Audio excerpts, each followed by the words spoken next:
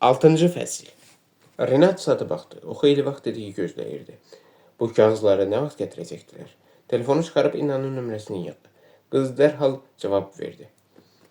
Sən maşındasan, yoxsa hələ universitetdə? Deyə Renat qızdan soruşdu. Mən artıq evdəyim. İnna dedi. Bugün bizi dərsdən tez buraxıblar. Amma bizim qarillaların gəlib məni evə gətirmələrini gözləməli olmuşam. Sən nədənsə narazısan? Bəs sən necə fikirləşirsən? Rəfiqələrimin hamısı mənə gülür.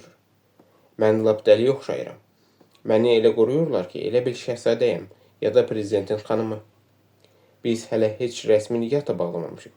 Mən bu cür mühafizə olunmağımı müəllimlərimə, tələbə yoldaşlarıma necə izah edim? Çox adam nişanlımın belə məşhur oliqarx olduğunu da bilmir. Sən bilirsən ki, bu məcburi bir zərurətdir. Şəripov xatırlatdı. Mən səni ikinci dəfə itirə bilmərəm. Bir dəfə bəs edir. Bir dəfəsi bəs edir. Mən o haqda danışmıram. İnna köksünü ötürdü. Sadəcə buna alışmaq mümkün deyil. Bu cür həyata, məhdudiyyətlər, mühafizəçilərin ciddi nəzarəti. Belə çıxır ki, bizim bütün bundan sonraki həyatımız zirehli avtomobillərdə və mühafizəçilərin kürəyi arxasında keçəcək. Adama ağır gəlir. Əvvəllər mən universitetdən sonra kafeyə, rəfiqələrimlə söhbət etməyə, sadəcə şəhərdə gəzməyə gedərdim. İndi isə bütün addımlarımı bizim mühafizəçilərlə razılaşdırmalıyam. Məncə bu mənasız bir şeydir. Sənin milyonlarından asılı vəziyyətdə qalmaqdansa, bu cür pullara sahib olmamaq və azad yaşamaq yaxşıdır. Sən nə vaxtsa bu barədə fikirləşmirsən? Fikirləşmişəm. Renat cavab verdi. Axı bu pulları mən yıxmamışam. Özümü onlara həsr etməmişəm. Onlara sahib olmaq üçün dəridən qabıqdan çıxmamışam. Onlar mənim başıma gözlənilmədən tökülüblər. Mən hətta onlarla nə edəcəyimi də bilmirdim. Heç indi də bilmirəm. Sən biraz səbr elə. Mən bu problemi həll etməyə çalışıram. Mənim dayımın başqa bir varisi də olub. Onun bütün bu səhimlərdən, şirkətlərdən, mədaxil və məxaricdən daha yaxşı başa çıxır. Mən pulun böyük bir hissəsini onun adına keçirmək istəyirəm.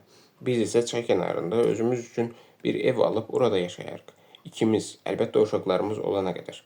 Sonra daha 2 nəfər olmayacaq. Uşaqlar barəsində sənin fikrini bəyənirəm. İnna güldü. Pul məsələsində isə fikirləşmək lazımdır. Hamısını birdən vermə. Dolanışıq üçün biraz saxla. Zirehli avtomobilləri, mühafizəçiləri və milyardları isə həmin yeni varisə verə bilərsən. Onlar bizə yalnız mane olacaq.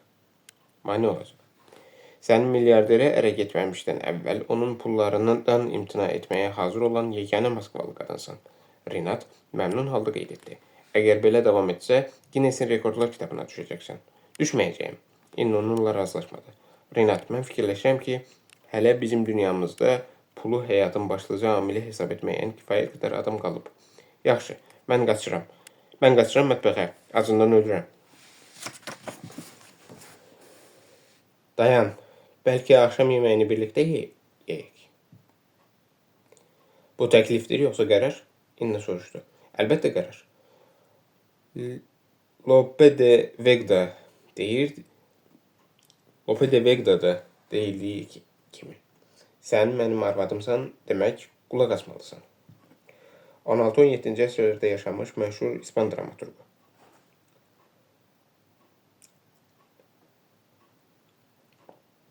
Əvvəla, hələ arvadın deyiləm. İkincisi, sənin savadın səni məhv edəcək. Səni yəqin ki, Lope de Vega haqqında məlumatı olan və ondan stat gətirə bilən yeganə oliqarxsan. Bax, bu məsələdə haqlı deyilsən. Donald Trump 2017-2021-ci illərdə ABŞ-ın prezidenti olmuş milyarder. Fərqli olaraq, bizim oliqarxlar mütaliəli insanlardır. Yəqin ki, Gustinski yaxud Brezovski Lope de Vegdan stat gətirə bilərdi, ya da başqa bir müəllifdən. Arvad məsələsinə gəlincə, deyəsən bu mövzu səni əməlli başlı əsəbləşdirməyə başlayır. Yeri gəlmişkən, mən elə sabah nikah bağlamağa hazıram. Yadından çıxmayıbsa, bizim toyumuzu payda saxlayan sənsən. Əvvəla sənin dərslərinə, ikincisi valideynlərinə görə. Amma onu da deyim ki, onların gəlişini gözləmək vacib deyil. Nikahı əvvəlcədən bağlamaq, toyu isə onlar gələndən sonra etmək olar. Yox, İnna razılaşmadı. Yalnız onlar gələndən sonra. Sadəcə elə çıxır ki, mən sənin yanında məşuqən kimi yaşayıram. Sənin milyonlarını nəzərə aldıqda bu fikir həqiqətə oxşayır. Cəmaət fikirləşəcək ki, mən səni necə deyərlər, kəməndə salmağa çalışıram. Səni görmələri kifayətdir ki, hər şeyi olduğu kimi başa düşsünlər. Renat xoşbəxt halda bildirdi. Şam yeməyinə razıyam. Səni gözləyəcəyəm. İnna sağollaşdıqdan sonra Renat telefonu cibinə qoydu. İnna doğrudan da onun əvvəlki tanışlarına bənzəmirdi. Bütün bu milyardlar onu maraqlandırmırdı. Axı bu boyda sərvət niyə birdən-birə onun başına tökülmüşdü? Sadəcə Kiyevdə kiçik bir ev yaxud Moskvada bağ evi miras alsaydı, daha yaxşı olardı. Axı o, dostlarının dediyinə görə istedadlı jurnalist idi. Lakin bu sərvətə sahib olandan sonra dəyərli bir şey yazmamışdı. Yəqin ki, daha heç vaxt heç nə yazmayacaqdı. Renat fikrini axıra çatdıra bilmədi. Tamara qəfildən özünü kabinetin içine attı. Siz nə etmək istəyirsiniz? O hələ qapının ağzındaykən hiddətlə soruşdu. Belə bir addımı necə ata bilərsiniz? Axı siz öz pullarınızı itirəcəksiniz. Kiyevdə hakimiyyətə mütləq narıncı koalisiya gələcək. Bütün əvvəlki müqavilə və öhdəliklərə yenidən baxılacaq. Ola bilər ki, Xarkov Metrologiya Birliyinin özəlləşdirilməsi də ləğv edilsin. Onda nə baş verəcək? Siz bütün pullarınızı itirəcəksiniz. Bu qədər böyük girov altında pul götürmək olmaz. Birin ikiyə nisbəti. Bu sadəcə mümkün deyil. Nadejda Antolyevna da başa düşür ki, belə etmək olmaz. Amma bunu sizə deməkdən qorxur. O dedi ki, səhmlərin nəzarət payını almaq üçün sizə təcili olaraq pul lazımdır. Bu səbəbdən də o cür əlverişsiz yol təklif edib. O sizin tabiliyinizdə olan işçidir. Sizin göstərişlərinizə əməl etməlidir. Amma mən sizin şəxsi katibənizəm və bunu sizə deməliyəm. Yəni, siz özünüzü necə məntiqsiz apardığınızı başa düşmürsünüz. Danışıb qurtardın. Renat soyuq şəkildə xəbər aldı. Onda get və Popovanı tələsdir. Mən səni onun yanına buna görə göndərmişdim. Üstəlik, yadından çıxartma ki, sən də mənim işçimsən və mənim göstərişlərimi yerinə yetirməyə borclusan. Amma bu mümkün deyil. Tamara bir də izah etməyə çalışdı. Bu mənə lazımdır. Renat onun sözünü kəsdi. Onları tələsdir. Qoy sənədləri tez hazırlasınlar. Sabah Parisə yola düşməli və oradan pul almalıdırlar. Siz həmin kredisi qaytara bilməzsiniz. 150 milyon dollar itirəcəksiniz. Tamara sakitləşmək bilmirdi. Mən başa düşürəm ki, bu sizin üçün o qədər də böyük pul deyil, amma nə üçün itirəsiniz? Ukraynada siyasi vəziyyət hər an dəyişə bilər. Orada narıncıların qalib gələcəyi aydındır. O halda isə Ukraynanın şərqinə aid bütün iri layihələr dondurulacaq. Yaxud onlara yenidən baxılacaq. Amma mənim qohumlarım nəzarət payını satın almaq istəyir. Şəripov ona xatırlatdı. Yoxsa fikirləşirsən ki, onlar da axmaqdır. Axı, belə böyük məbləğlər onların vəziyyətinə çox kəskin təsir göstərə bilər. O halda niyə mənim səhm payımı almaq üçün pul tapmağa, sonra isə nəzarət payı uğrundan mübarizə aparmağa hazırdırlar? Səbəb nədir? İndi bu oyuna nə üçün baş qoşduğunuz aydındır. Məni bağışlayın, amma siz siyasi vəziyyəti nəzərə almamışsınız. Siz Ukraynanın hakim dairələri üçün gəlməzsiniz. Mənşəyi bilinməyən adam. Haradan ortaya çıxdığı məlum olmayan varissiniz. Üstəlik, Rusiya vətəndaşısınız. Uzun müddətdir ki, Moskvada yaşayırsınız. Gulşenko qardaşları isə onların öz adamlarıdır. Hətta daha artıqdır. Çünki onlar Qərbi Ukraynadandırlar. Bu isə orada bir növ keyfiyyət nişanı kimidir. Xatırlayırsınızmı? Belə bir məsəl var. Jupiter üçün mümkün olan öküz üçün qeyri-mümkündür. Onlar Gulşenko qardaşlarına verdikləri icazəni heç vaxt sizə verməzlər.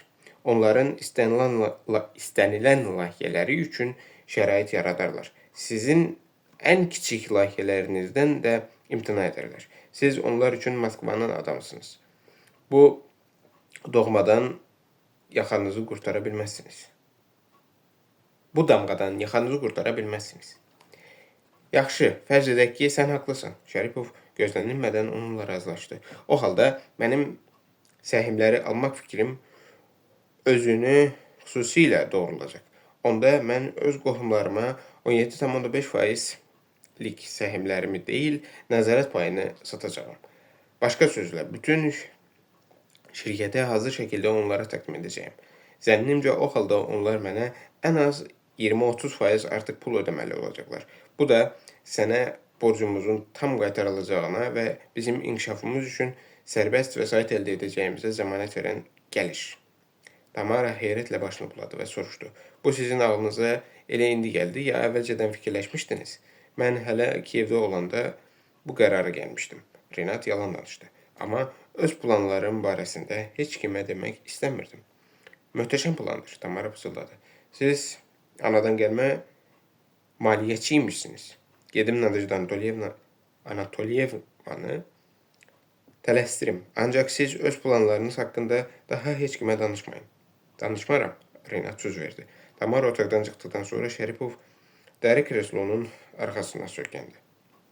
Əlbəttə daha sonra atacağı addımlar haqqında elə indicə fikirləşmişdi.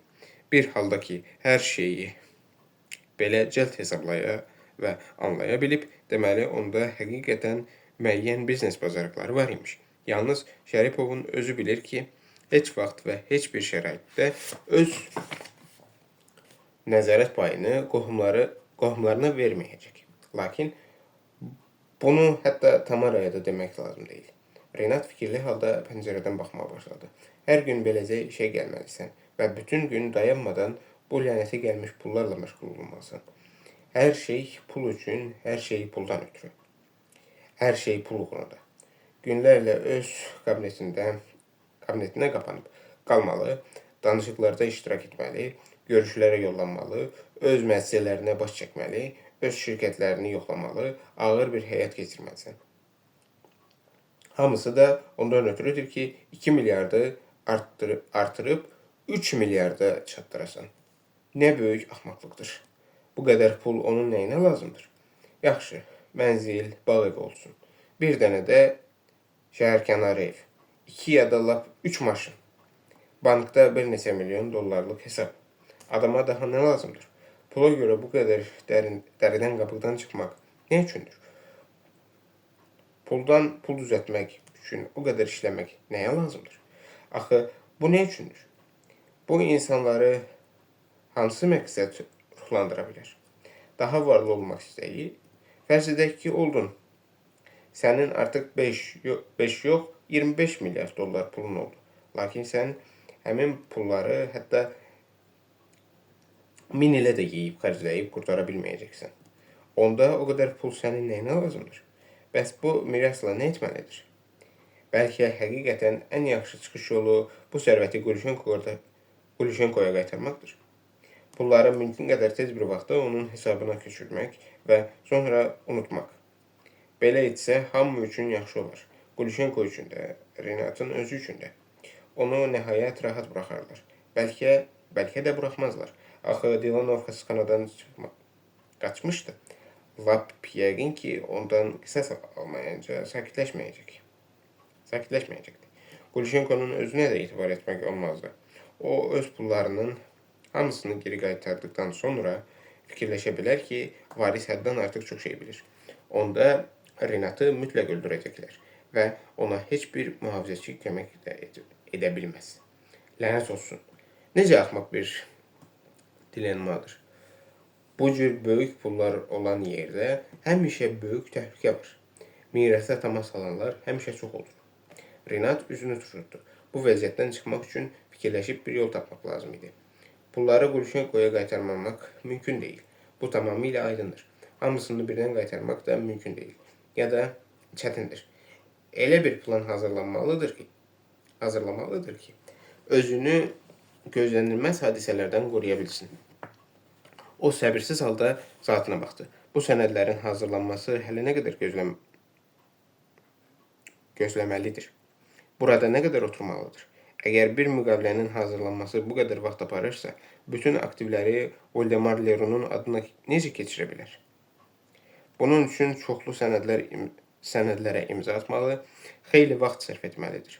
Bəlkə bir il, bəlkə də 2. Yox, belə olmaz. O, Papovaya zəng etdi. Siz mənim yanıma gələ bilərsiniz, amma tək, Tamara gəlməsin. Biz hələ işimizi bitirməmişik, Nadejda Antolyevna bildirdi. Başa düşürəm, sadəcə sizinlə məsləhətləşmək istəyirəm. Bir məsələni aydınlaşdırmalıyım. Yaxşı, indi gəlirəm. Cəmi 20 saniyədən sonra Popov artıq onun otağında idi.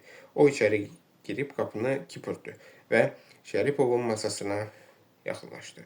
Rinat içəri qadın girdikdə ayağa durmaq lazım olduğunu hələ yadda saxlamışdı. Düzdür, Tamara gələndə qalxmırdı.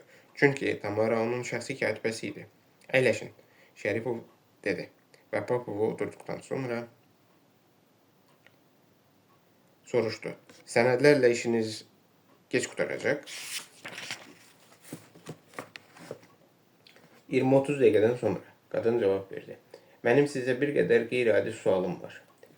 Siz mənim nə qədər sərvətim olduğunu hamıdan yaxşı bilirsiniz. Hara nə qədər pul və səhm qoyulduğunu, ayrı-ayrı hesablar və daşınmaz əmlak haqqındakı məlumatları. Bir sözlə, mənim sərvətimə aid olan hər şeyi. Üzr istəyirəm, Nadejda Antolyevna ehtiyatla qeyd etdi. Mən sizin İsveçrə, Fransa, Bahama adaları, Antigua, Hong Kong banklarındakı gizli hesablarınız haqqında heç də hər şeyi bilmirəm. Eləcə də sizin depozit qutularınız haqqında. Onların hamısı boşdur. Hesablarda da artıq heç nə yoxdur. Yoxsa sizdən xahiş etməzdim ki, mənim üçün pul tapasınız. Amma belə bir şey mümkün deyil. Popova təəccübləndi. Bizdə olan məlumatlara görə orada bir neçə 100 milyon dollar olmalıdır. Mən bu barədə sizə demək istəmirdim. Fikirləşirdim ki, özünüz bilirsiniz. Hə, elədir. Amma pullar artıq xərclənib. Mən sizi buna görə çağırmışam. Fərz edək ki, mənim də varisim peyda olub. Yalnız fərz edək. Mən öz daşınar və daşınmaz əmlakımı onun adından necə keçirə bilərəm? Hansı yolla? Siz öz gələcək varisinizi nəzərdə tutursunuz. Öz oğlunuzu, sizin nişanlınız uşaq gözləyir. Yox, mən başqa şeydən danışıram. Fərz edək ki, mərhum dayımın başqa bir qohumu da olub və mən sərvətimin böyük bir hissəsini onun adına keçirmək istəyirəm.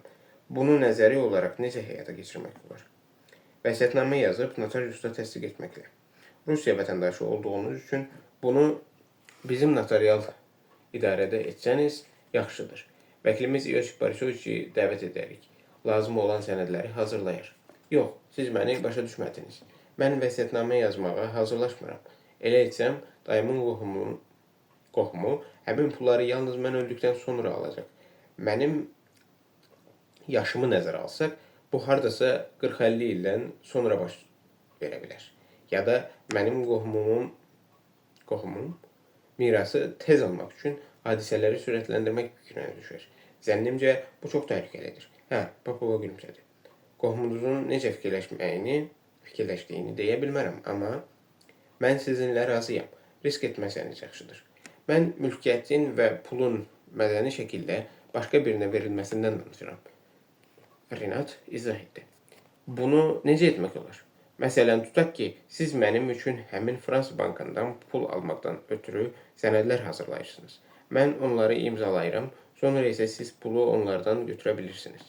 Bəs qalan hesablar və sənədlərlə nə etmək lazımdır? Mən sadəcə sənədləri imzalamaqla bütün hüquqlarımı və mülkiyyətimi başqa adama verə bilərəmmi? Nəzəri cəhətdən hə, əməli cəhətdən isə yox. Popova cavab verdi. Əgər mülkiyyət və səhmləri adına keçirmək istədiyiniz adam yaxın qohumunuz deyilsə, siz onun yerinə böyük məbləğdə vergi ödəməli olacaqsınız. Hələ onu demirəm ki, sənədlərin tərtib olunması ortaya bir çox lazımsız suallar çıxaracaq. Bunu etmək çox çətindir.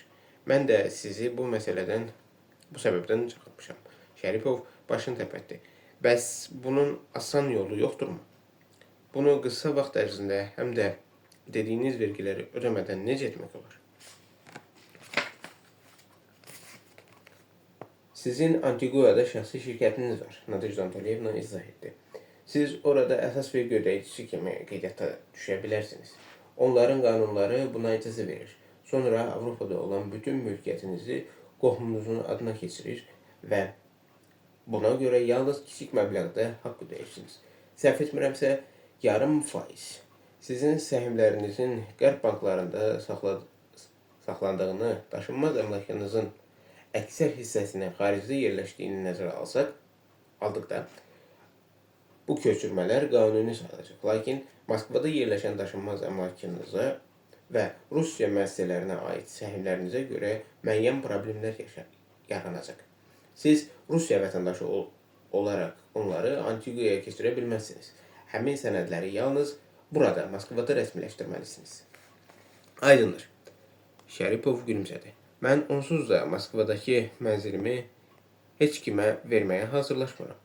Qalanlarına gəlincə, təxminən hər şeyi başa düşdüm. Çox sağ olun. Dəyməz. Papova təəccüblə qeyd etdi. Mən gedə bilərəmmi? Hə, təşəkkür edirəm. Nadejda Anatolyevna təəccübünü gizlətmədən otaqdan çıxdı. Lakin daha heç nə soruşmadı. Renat fikirli halda örtülən qapıya baxdı. Deməli, Gulşenko ilə məsələni bitirmək üçün mütləq Antiguaya yola düşməlidir. Bəlkə yaranmış vəziyyətdən çıxış yolu elə budur. Bunu Gulşenkonun özünə təklif etmək lazımdır. Xarkov məsələsində isə artıq qərarını verib. Səhmlərin nəzarət payı heç bir halda onun qohumlarına qismət olmayacaqdır. Üstəlik, Gulşenko qardaşları heç onun qohumları da deyildilər.